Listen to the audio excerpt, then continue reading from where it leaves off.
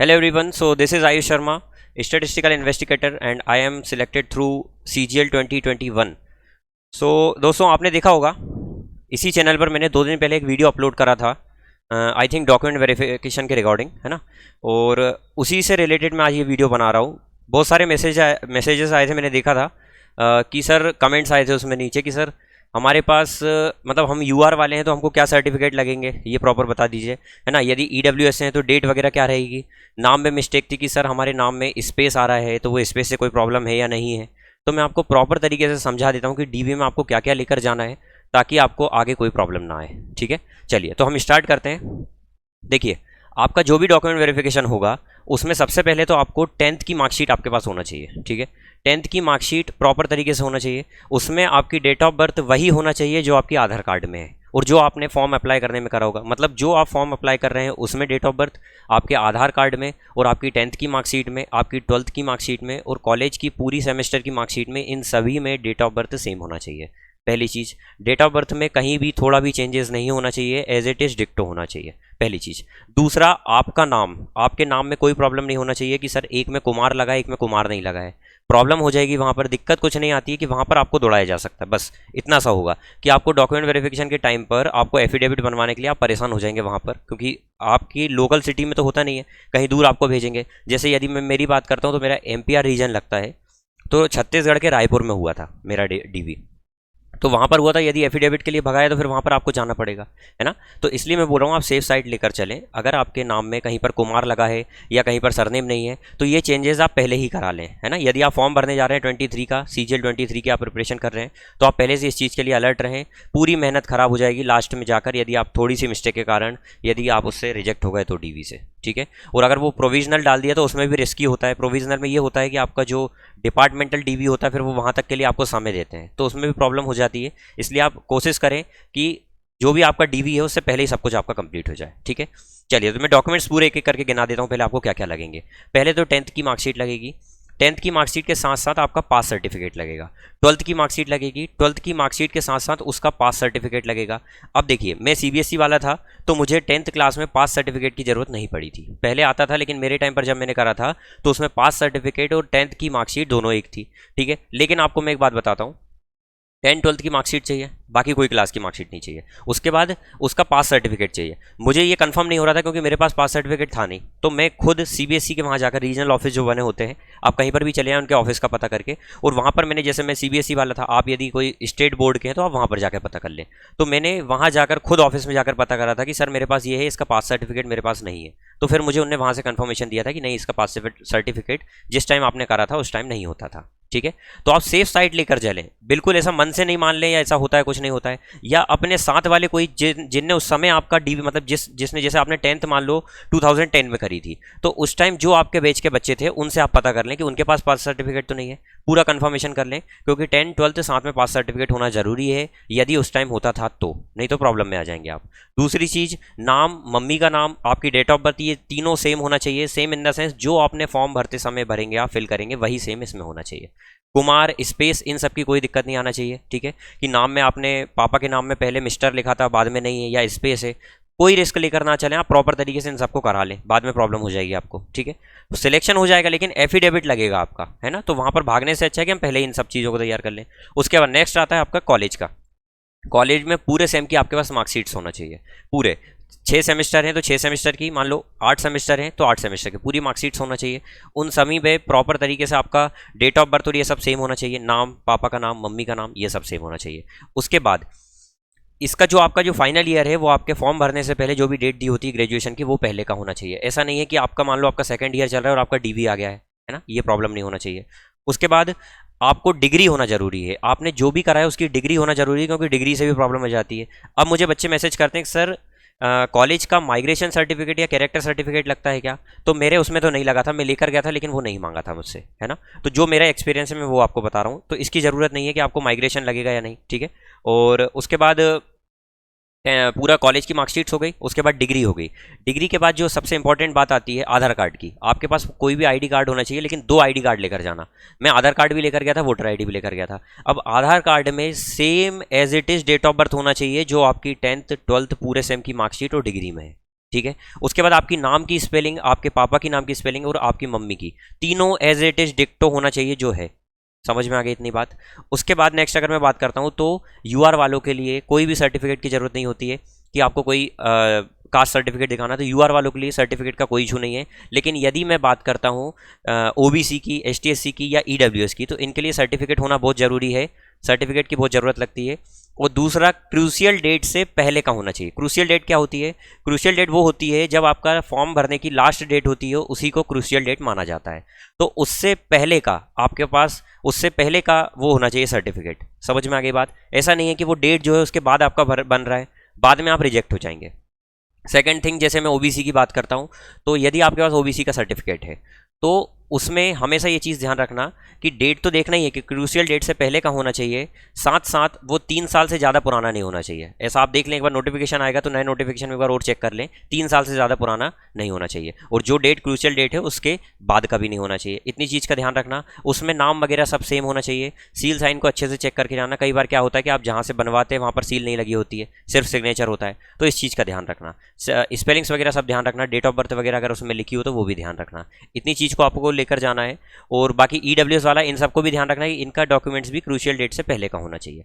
बाद का होगा तो दिक्कत हो जाएगी, फिर आपसे वो एफिडेविट मानते हैं। और सबसे इंपॉर्टेंट बात, जो ये सर्टिफिकेट्स होते हैं ये एक स्टेट के भी बनते हैं, आप जिस स्टेट के हैं, और एक सेंट्रल लेवल के बनते हैं। अब आप जो एसएससी का एग्जाम देकर जा रहे हैं ये कहीं ना कहीं सेंट्रल लेवल का एग्जाम है, तो इसमें आपको जो है ओबीसी सर्टिफिकेट सेंट्रल वाला माना जाएगा। बहुत सारे बच्चे मैं देखता हूँ जो सेंट्रल का पहले मतलब अप्लाई करते टाइम वो अप्लाई कर देते, लेकिन वो बाद में रिजेक्ट हो जाते हैं। ओबीसी से नहीं, फिर उनका जनरल से ही सिलेक्शन होता है ना। तो इस चीज़ का ध्यान रखें, आपके पास सर्टिफिकेट सेंट्रल वाला होना चाहिए। यदि अभी नहीं है आपके पास तो अभी CGL 23 का फॉर्म भराना अप्रैल से शुरू होगा, पूरा 1 महीना चलेगा। आप कोशिश करें फटाक से अभी इन सब डॉक्यूमेंट्स को तैयार करवा लें। यदि आपकी डिग्री नहीं आई है कॉलेज की तो डिग्री के लिए अप्लाई कर दें, क्योंकि उसमें भी 15 से 20 दिन लगता है। मैंने खुद अप्लाई करा था तो 20 से 25 दिन लग रहा था, लेकिन मैं खुद जाकर फिर लेकर आया था। भागा दौड़ी ज़्यादा हो जाती है, इसलिए कोशिश करना सेफ साइड लेकर चलना कि आप ये सब चीज़ें पहले करवा लें। उसके बाद 5 रीसेंट फोटोग्राफ्स होना चाहिए। अब उन्हें रीसेंट बोला था तो ये नहीं है कि आपने फॉर्म जब भरा था। अब एसएससी की बात करूं तो मैं तो 2 साल पहले फॉर्म भरा था,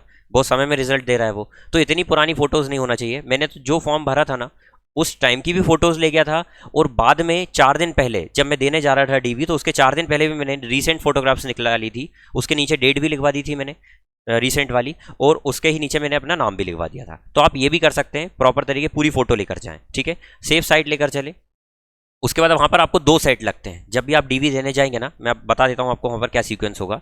आप जब डीवी देने जाते हैं तो सबसे पहले तो भैया 1 दिन पहले आप पहुँच जाएँ, उसी दिन का रिस्क ना लें। मेरे कुछ फ्रेंड्स हैं टच में जो मॉर्निंग में 10 बजे से 8 बजे से डीवी के लिए बुलाया था, 9 बजे से, और वो वहाँ पर उनकी ट्रेन 7 बजे थी, लेकिन ट्रेन लेट हो गई तो वो 10 बजे वहाँ पर पहुँचे। लेकिन उनका गुड लक था कि वहाँ पर जो डीवी था वो खुद भी 11 बजे 12 बजे शुरू हुआ, ऑफिसर्स थोड़ा सा लेट आए थे इसलिए। तो आप भी ये ध्यान रखें कि आप जो टाइम है उससे 1 दिन पहले पहुँचाएं। मैं 1 दिन पहले पहुँच गया था, सेफ साइड लेकर चले, ठीक है। उसके बाद एफिडेविट, यदि आपको लग रहा है कि आपके पापा की नाम की मिस्टेक है, यदि आप चाहते कि उसको चेंज नहीं करवाना, तो आप एफिडेविट करवा लें, लिखवा कर लेकर जाएँ प्रॉपर तरीके से, ठीक है, ताकि वहाँ पर भागना ना पड़े। वहाँ पर बहुत सारे बच्चों को भगाया गया था मेरे सामने, बहुत सारे बच्चों को रिजेक्ट भी किया गया था। तो आप इन सब चीज़ों को प्रिपेयर लेकर जाएँ, प्रिपेयर करके जाएँ। यदि आपकी डिग्री नहीं आई है तो उसके लिए आप अप्लाई अभी से कर दें, है ना, पहले ही डिग्री को बुला लें। इतनी चीज़ों को ध्यान रखना है। अब जब आप वहाँ पर एंटर करते हैं तो वहाँ पर आपको एक फॉर्म सबसे पहले दिया जाएगा। पहले तो आपकी बाहर एंट्री की जाएगी, आपका एडमिट कार्ड देखा जाएगा, एडमिट कार्ड और आधार कार्ड देखकर आपकी वहाँ एंट्री करवाई जाएगी। एक फॉर्म दिया जाएगा, उसमें आपको पूरा फिल करना है आपका। फिर उसके बाद अंदर जाकर आपको दूसरा फॉर्म दिया जाता है, वहाँ पर आपका बायोमेट्रिक वगैरह भी होता है। वो पूरा फॉर्म में आपको चॉइस फिलिंग करना होता है कि आप कौन सी पोस्ट लेना चाहते हैं।